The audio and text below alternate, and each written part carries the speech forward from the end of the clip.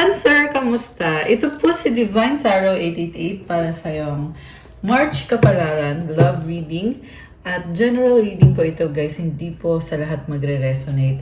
Pero if ever mag-resonate sa'yo, comment mo para alam ko. So, kumusta kayo mga Cancer? Gong Chi, Fatchay, Sinyan, Kwaila. Happy Chinese New Year po sa lahat. And ito, may na-ready na ako mga cards. Ngayon, nakikita ko sa'yo, Cancer, na gusto mong maging masaya right at this moment. Pinahalagahan mo yung sarili mo at yung mga pangarap mo sa buhay. Pero at the same time, gusto mo rin mapag-isa. You have set your boundaries at priority mo ang sarili mo. Actually, dahil sa mga qualities mo na yan, kaya merong nagkakagusto sa'yo, merong nakikita kong humahanga sa'yo na person. May naa-attract sa'yo. At ikaw naman, nakita ko medyo marupok ka, mabilis kang ma-fall. Okay, first card, dreams. Look to your dreams. They hold all the answers you seek. So ito na nga, na-enjoy mo yung life mo, ang dami mong gustong gawin sa life mo. At marami ka din mga pangarap na tinatry mo i-pursue ngayon yung mga pangarap mo. Hideaway, make time to be with your person. Create your own special hideaway. Mukhang may date ka, magaganap ito in the near future or pwedeng nangyayari na ngayon.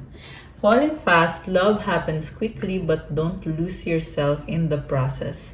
So ito na nga yung sinasabi ko na ang bilis mong ma-fall. So mahirap din sa'yo kasi gusto mo yung privacy mo pero ayun, it's a decision for you to make kung magiging single ka ba or if you're going to open your heart to someone who makes you feel special. Kasi merong nagkakagusto sa'yo. Adventure, seek adventure together. It adds excitement to your journey. So I feel like you are exploring. Mukhang bagong person yung kadil mo. Okay? Pero tingnan natin. Oh! Wedding agad. Grabe naman to. This situation involves marriage. So, ikaw kasi yung type of person na you date to marry or yung intention mo talaga is magkaroon ng serious kind of relationship. Give your relationship a chance, work on your partnership. Alam mo, nakikita ko dito, may na-attract kang person. Sabi ko kanina new person, di ba? Pero it turns out na kilala mo na pala to dati pa or this is a person from your past na mukhang nagbabalik, kaya ngayon feel mo na parang bagong-bago yung energy or there's something fresh about the connection. Keep an open mind. Your soulmate may differ from your usual type and expectations. Okay. Bakit parang ang daming kausap na babae? And then, yeah, I feel like may confrontation about status, loyalty, kung loyal ba siya sa'yo or kung may iba ba siyang ka-date. And definitely, this is like a match made in heaven. Parang kayo ay feeling nyo na nakatadhana kayo para sa isa't isa. Okay, grabe. So much passion and romance. Make the effort. Great love is worth taking the steps you're guided to take. Ang cute naman ito. Trust, this situation is calling for you to have faith. Okay. So, nag-e-effort itong person na to eh. Pero, kaya na din ginagawa yan para ma-earn niya yung trust mo. Samantala, ikaw, nag-e-effort ka, pero medyo doubtful ka sa kanya. Okay. Kasi gusto mo kasigurado na mapagkakatiwalaan mo yung person. Okay, tingnan natin. Ano mga mensahe ang gusto niyang iparating sa'yo? Can you hear me whisper your name? Okay. Our love will never cease to exist. Parang ang lalim nito ah. I want to fall asleep next to you. Gusto ka niya makasama. Gusto niya magkaroon ng romantic encounter. Wow, romantic encounter. Okay. I miss you sa bottom of the deck. Ibig sabihin, secretly, pinapangarap ka niya kasi namimiss ka nga niya. Okay. Ano pa? We've been together for lifetimes. Parang kilalang-kilala nyo na ang isa't isa. Ganun yung feeling. You feel nostalgic parang bumalik kayo sa nakaraan. Do you love me the way I love you? So, mahal ka niya, nag-wonder siya kung ganun din ba ang nararamdaman mo sa kanya. Will you help me? Grabe. Parang pang mag-asawa na talaga to. Time will tell. Okay. So, okay naman pala. I feel like hindi naman minamadali ang mga bagay-bagay. Lalo na kung kilala nyo ng isa't isa. So, hindi na kayo masyadong na-excite in a sense na parang ang dami mo na kasing alam. Ang dami niyong alam tungkol sa isa't isa. Kaya, although andun yung feeling na syempre romantic, andun yung feeling na in love kayo. Pero, since nagkaroon na kayo ng past, marami na kayong alam. So, yeah, parang skip na lang sa part na na kinikilala niyo pang isa't isa. Parang diretso na sa part na magko-commit na ba kayo o hindi? Magkakaayos na ba kayo o hindi? Oh, look at that. I love you so much. Oh my gosh. I can't, not right now. But ganon. Kasi I love you, tas biglang I can't, not right now. So, pwede nangyari to sa past na minahal ka niya pero hindi niya pinakita sa'yo or hindi ka niya pinahalagahan. Grabe, sakit naman nun. Okay. Anything else? I think about you all the time. Oh, yun naman pala eh. Iniisip ka niya palagi. So, gamitin naman natin itong oracle deck na ito na akong nagsulat nito, guys. Ano bang mga intention niya or iniisip niya? Hurt, healing, let go, surrender. Oh my gosh. Oh, cheating third party. Grabe naman to. Actually, mukhang ikaw yung nasaktan. Kaya, let go mo na at nag-cheat kasi sa'yo itong person na to. So, again, guys, hindi sila to magre-resonate. If ever hindi naman para sa'yo yung reading, okay lang yon. May iba pa naman tayong mga readings. Okay, sabi dito, I like you, crush kita. Will you marry me? Engagement.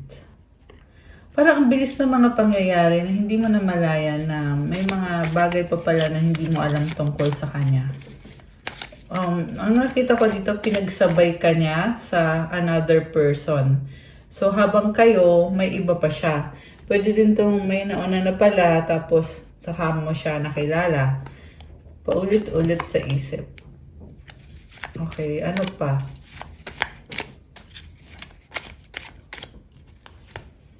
Oh, ito na yun, guys. Muling ibalik, second chance. Grabe. So, friends, getting to know. Ayan, may nakikita kong pag-uusap between sa inyong dalawa. So, kung hindi pa to nangyayari, well, as long as you are open to possibilities, ito na nga, babalik talaga itong person na to at manghihingi ng second chance. Kasi, yung iba sa inyo ay ikinasal sa taong to. Yung iba naman walang kasalan, pero kasi mukhang ito yung nakatadhana or ramdam nyo na meant to be kayo para sa isa't isa. Okay? Pero hindi pa ibig sabihin nito na siya na ngayon makakatuluyan nyo. Siyempre, depende pa rin yan sa anong susunod na gagawin ninyo pareho, guys. Remember, gabay po ito, kaya kailangan nyo pa rin gawin kung ano yung kailangan ninyong gawin. Okay? Hindi ito hula-hula. This is a guidance para sa inyo. Kung ano yung energy at kung ano yung dapat ninyong gawin sa situation ninyo or sa connection nyo. Anong mga plano niya or mga intention niya? Tingnan natin. Para to sa mga soulmate at twin flames. I pray about you. Okay? Love me. Love me, love me. Charot. Everything reminds me of you. You're all I need.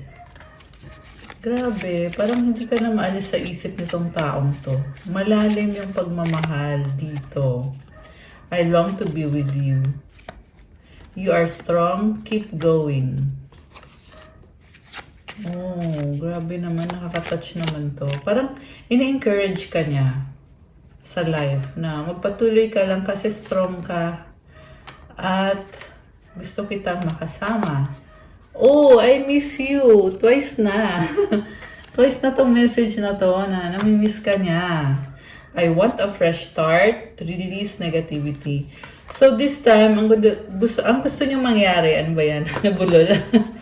Okay, ang gusto niyo mangyari is fresh ulit or bago ulit yung mga bagay-bagay para magkaroon ng excitement. I would do everything I can. Okay. Ngayon gusto kong tingnan from the tarot cards. Alisin ko muna to guys. Ayan! Alright. So, tingnan natin. Ano ba mga energies ang connected kay Cancer ngayon? So, nga pala, palike po ng video kung hindi nyo pa nalalike. Subscribe para mapanood nyo yung mga bago nating mga videos. Comment. And, well, kung hindi naman po kayo interesado sa ganitong klase ng video, huwag nyo na lang pong panoorin. Okay? Pero kung kayo ay nagre-resonate pa rin so far, so, comment nyo dyan. Okay. Tingnan natin. Ano ba to mga energies sa paligid mo ngayon? Sa love life mo.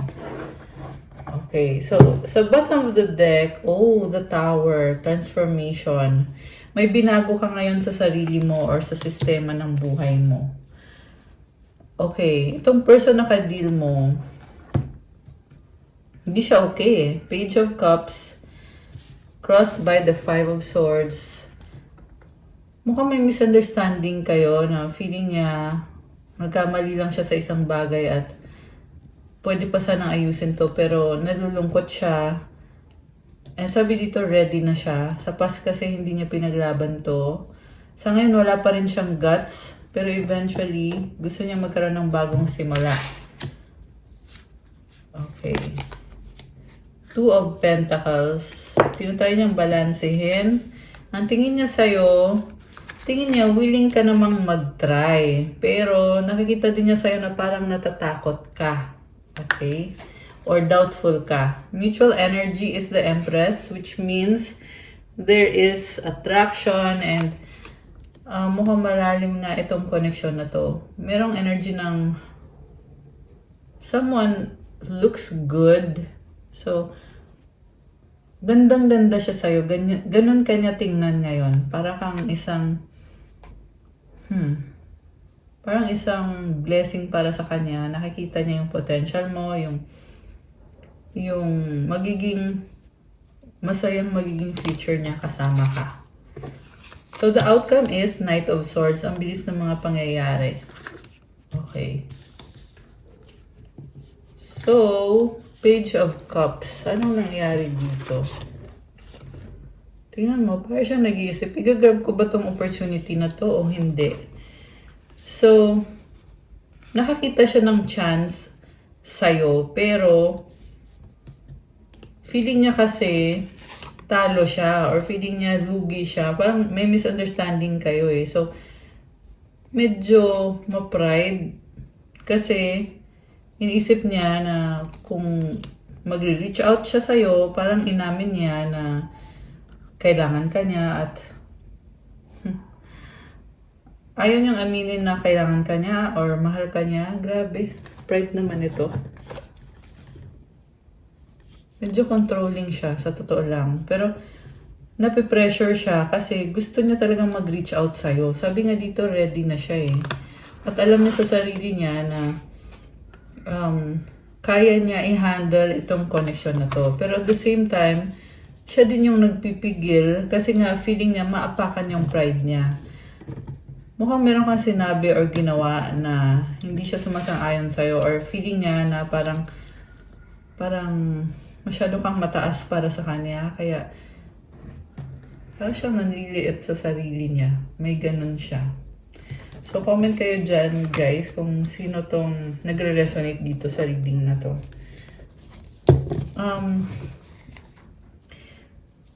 Feeling naman niya na magkakasundo naman kayo. Feeling naman niya na mahal mo din siya. Kaya lang, yung pride lang talaga yung pumipigil sa kanya. Tsaka yung fear din. May fear din siya na baka ipahiya mo siya. Tsaka yung tingin niya talaga sa ngayon, masyado kang mataas para sa kanya. So, parang isip niya, wag na lang kaya or hindi ko na kaya itutuloy ito. So, Two of Wands, the Moon, Knight of Pentacles. Naghihintay pa rin siya, pero sobra siyang tahimik. Kaya pati ikaw malilito ka din sa kanya. Baka may kang fire sign, Aries, Leo, Sagittarius, Earth sign, Capricorn, Taurus, Virgo. Although this can be any sign. Meron ding Gemini, merong Libra, Taurus, and water signs, Cancer, Pisces, Scorpio. Malakas ang Gemini. Merong konting air sign, Gemini, Libra, Aquarius. So, malihim din tong taong to, kaya medyo kailangan mo din mag-ingat, Cancer, kasi una sa lahat, sinabi ko na mataas yung pride niya. Pangalawa, hindi siya mag-open up sa'yo unless and until masigurado niya na pagbibigyan mo siya. Kasi sigurista to. Mataas din yung ambisyon niya sa buhay. Nakikita ko naman gusto niya magkaroon ng committed relationship para sa'yo. Kaya lang, siya mismo, may ugali siya lumalayo din siya sa'yo. Okay? So, bakit ganon? Ba't ganyan ang ginagawa nitong person na to? Six of Wands. Okay, nakikita ko dito, maraming tao sa paligid niya. Mukhang mahilig to mag-party. With the Nine of Cups. Or this could be someone na nanghihingi ng advice sa ibang tao. Kasi, naghahanap siya ng mga idea kung anong gagawin niya sa sitwasyon ninyo. Queen of Pentacles. So, this person is taking their time para magdesisyon kung paano kanya i-approach. Kasi, nakikita din niya yung sarili niya na kaya niya ipaglaban yung relationship ninyo. So, gusto din niya makasigurado na tama nga yung gagawin niya, tamang move yung gagawin niya. So, ito, magandang balita naman. Sinasabi naman dito, mahal ka niya. Okay? Kaso lang, mabagal siyang kumilos, tsaka parang natatakot siyang mag-open up. Kaya mas pinipili niya makipag-usap sa mga friends niya, manghingi ng advice, ganon. Tsaka mabagal siyang magdesisyon. Baka may kang earth sign, Capricorn, Taurus, Virgo.